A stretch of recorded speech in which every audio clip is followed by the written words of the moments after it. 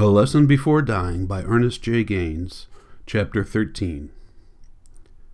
Not long after the second bell rang at the church, I heard Miss Eloise Bouet out in the road, calling my aunt. I went onto the porch and told her that my aunt was in the back. Miss Eloise, tall and thin, stood in the road leaning on her bamboo walking stick. She wore a long black overcoat and a black hat with a white band. She was looking up the quarter. She said she thought there was a new chill in the air, and I agreed with her. While she waited for my aunt, she continued to look up the quarter toward the church. I didn't feel like standing out on the porch, but I thought it would be rude to go inside and leave her in the road with no one to talk to. I heard my aunt come into the house from the backyard. She was in her room only a moment before she walked out on the porch. She wore the black coat over a black dress, white stockings, and low-heeled black shoes. "Hey there, Elu," she called. "Hey," Miss Eloise called back. She really stretched it out. "Hey." "Ain't been waiting too long, I hope," my aunt said. "Just getting here," Miss Eloise said. "Be sure you shut them doors if you leave from here," my aunt said to me. She was already halfway down the steps when she said it. She had not looked at me. Years ago, she had quit looking at me when she was on her way to church. When I came back from the university, I told her that I didn't believe anymore, and I didn't want her to try forcing it on me. If she did, I told her, then I would have to look for some other place to live. She didn't want me to leave, so she let me alone. Only occasionally, when she had some other church member at the house, would she bring it up. Even then, she wouldn't press it too far.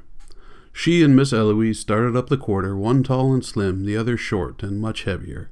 They stopped in front of Miss Emma's house, and I heard my aunt calling her, "Emma, hey there, Emma."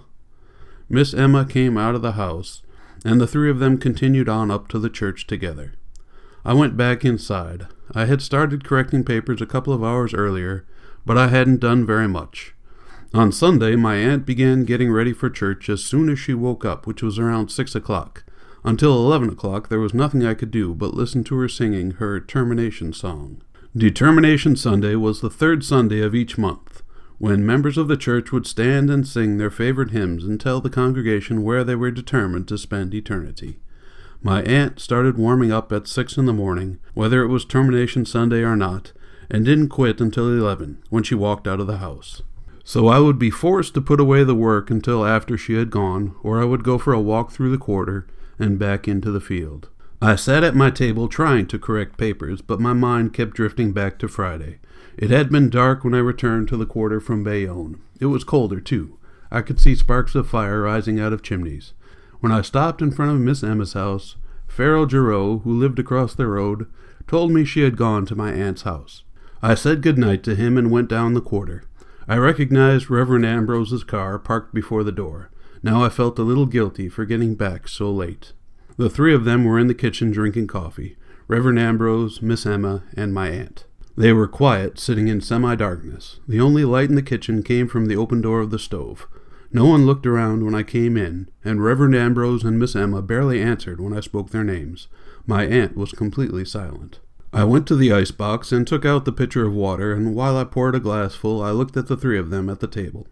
They were quiet, not even drinking their coffee now.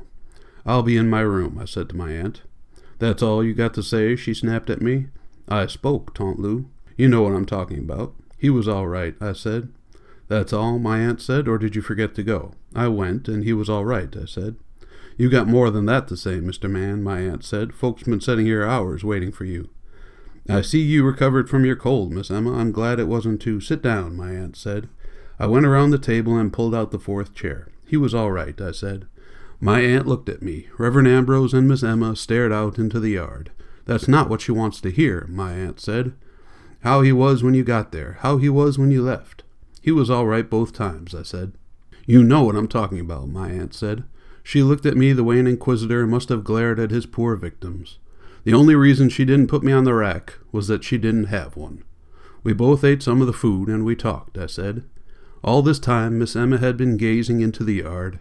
Now she looked at me. No, toward me. Her thoughts were far distant. "He ate? Some," I said. "Y'all talked?" Her mind was still far away. "A little," I said. Now her focus became closer, much closer. She was looking at me now. "What y'all talked about?" "Different things. I told him you didn't come to see him because you had a bad cold." She looked at me, waiting to hear his answer. But I couldn't think of another lie, so I shifted to something else. Then I asked him how he was getting along. He said he was all right. The deputy had already told me he was okay. Guidry was in the office today. He said that Jefferson was getting along fine, didn't cause any trouble. He is using that comb and brush I bought for him, and he was wearing one of my shirts, the khaki one. I think he's doing okay. Miss Emma and my aunt both studied me.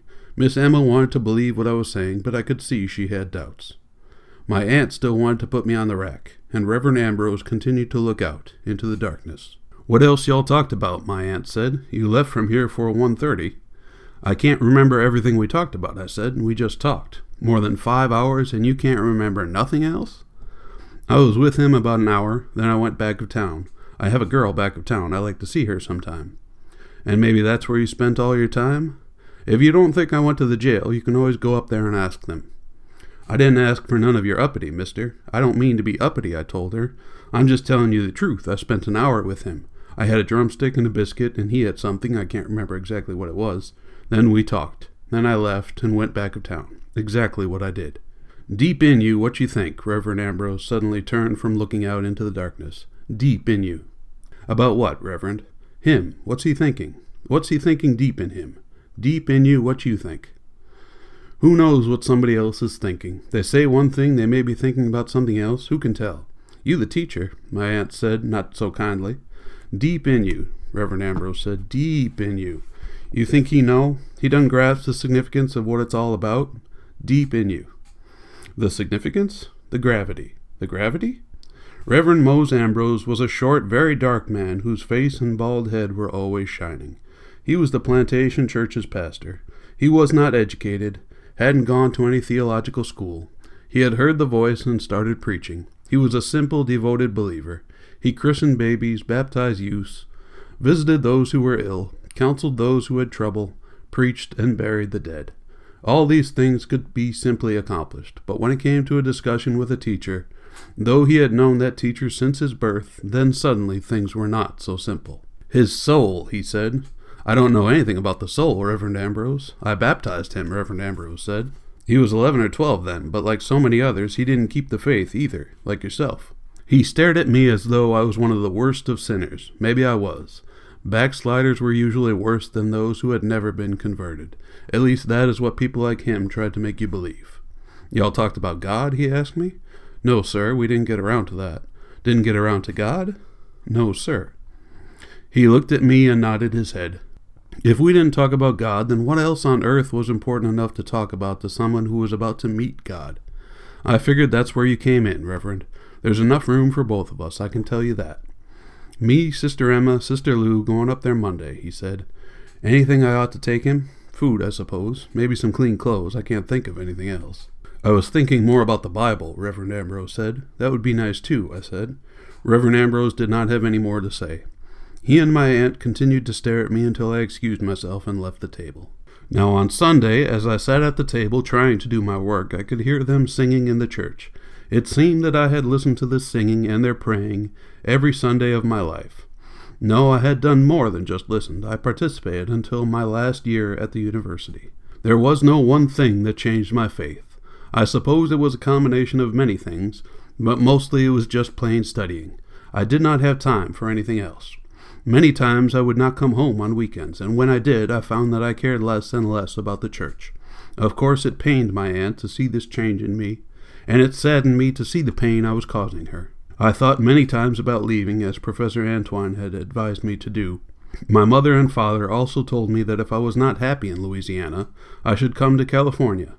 After visiting them the summer following my junior year at the university, I came back, which pleased my aunt. But I had been running in place ever since, unable to accept what used to be my life, unable to leave it. I pushed away the papers and listened to the singing. Miss Eloise was singing her termination song. "Were you there when they crucified my Lord?" You could hear that high, shrill voice all over the plantation. I had been hearing it all my life. After her there would be someone else, then someone else. It would go on for 3 or 4 hours, and it was impossible to do anything but listen to it or leave. I thought I heard a car stop before the door, but I didn't leave the table. When I thought I heard someone come onto the porch, and when I looked up I saw her standing in the doorway. but I did not believe it was she because she had never come here before. She wore a blue blazer and a maroon pleated skirt. A black patent leather purse hung from her right shoulder. I hope you don't mind.